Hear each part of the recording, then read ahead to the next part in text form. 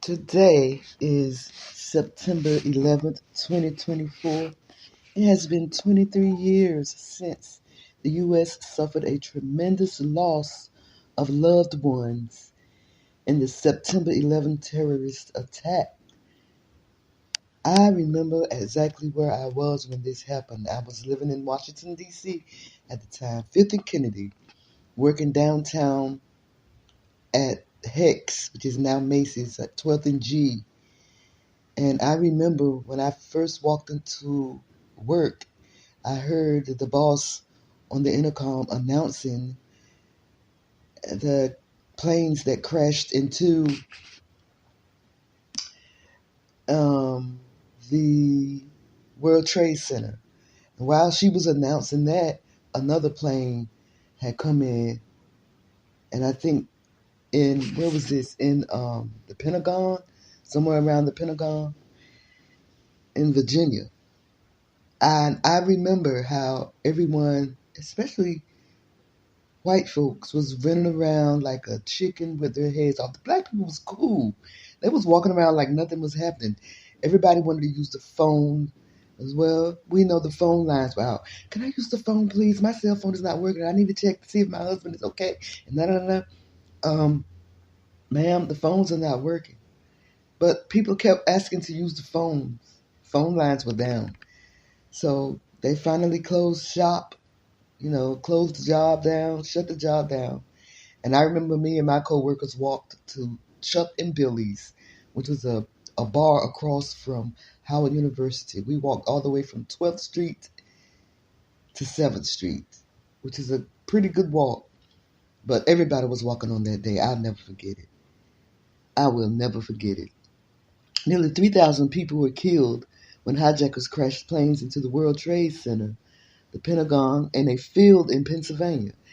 It is with our deepest regrets, our deepest admiration and respect that today we remember the victims, their families, and the first responders who met the tragedy and its aftermath with courage and strength. So I remember exactly where I was when that happened, and it just seemed like it hasn't been 23 years, but it has been 23 years. Did you guys see the presidential debate last night between Donald Trump and Kamala Harris? Well, I didn't either. I just caught some clips later on that night because I fell asleep, but when I woke up, I made sure I watched some clips, and I want to talk about that. So let me go and fetch my article, and I'll be right back. Okay? Well, okay.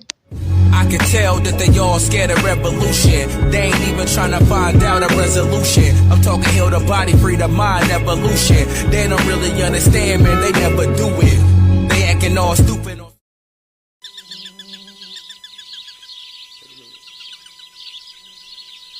Buzz Tweet Radio. You're listening to Buzz Tweet Radio.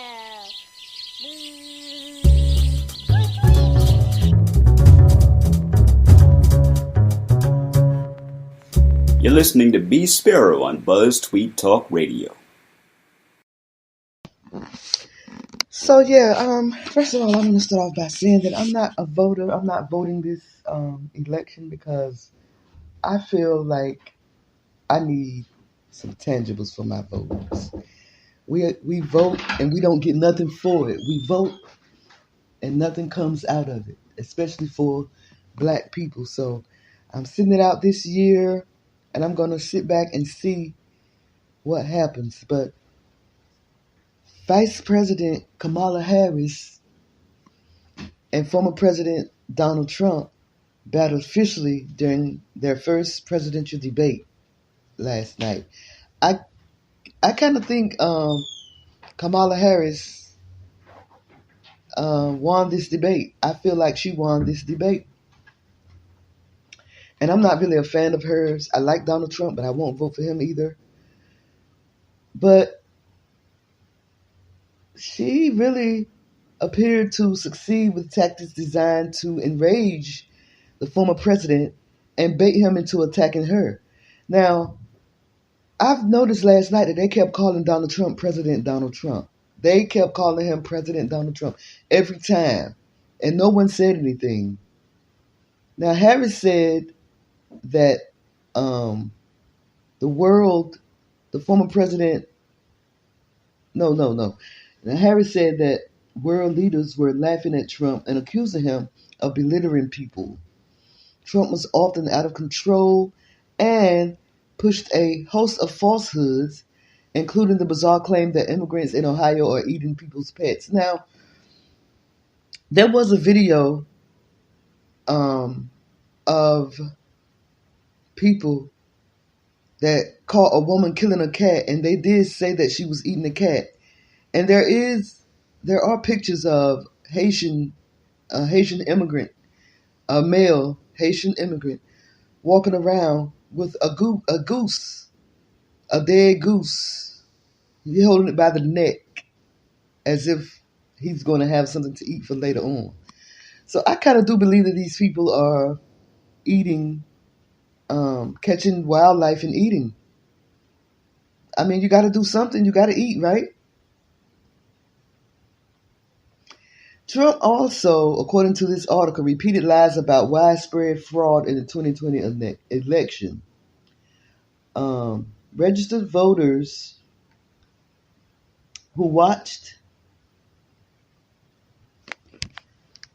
the debate broadly agree that Harris outperformed Trump. I kind of believe she did too. She did her thing. I'm not gonna lie.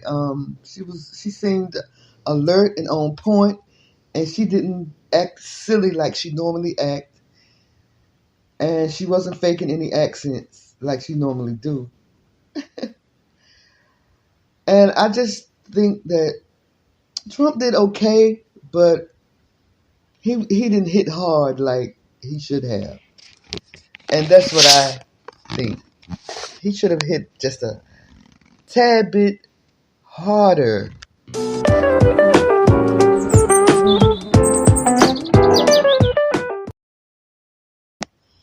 It's your girl B Sparrow live on Spreaker right now, Buzz Tweet Talk Radio, talking about the debate from last night. I just think that Harris was a little bit stronger. I didn't expect this from her. I really did not expect it from her, but I really didn't like that they kept calling Donald Trump President Donald Trump.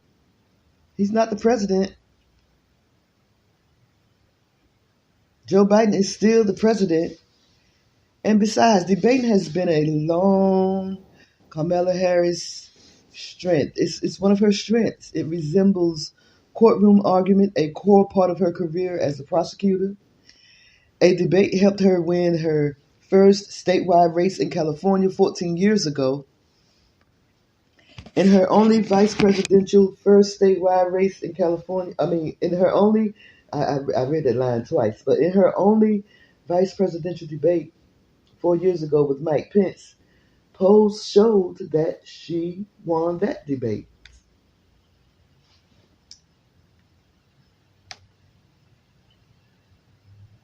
And she seemed to win last night's debate, like I said. According to this article, she won that debate with Donald Trump. She was calm and forceful and repeatedly baited Trump into looking angry as Trump told lies about Obamacare, inflation, crime, and, like I said before, immigrants eating pets. She smiled, shook her head, and then called him on the lies. She often looked directly at him or the camera. He seemed unwilling to look at her and looked mostly at the moderators, which I'm so disappointed in the moderators, mainly because they kept calling him President Trump. During the debate, prediction markets shifted a few points toward Harris. Many political analysts, including conservatives, also judged Harris to be the winner.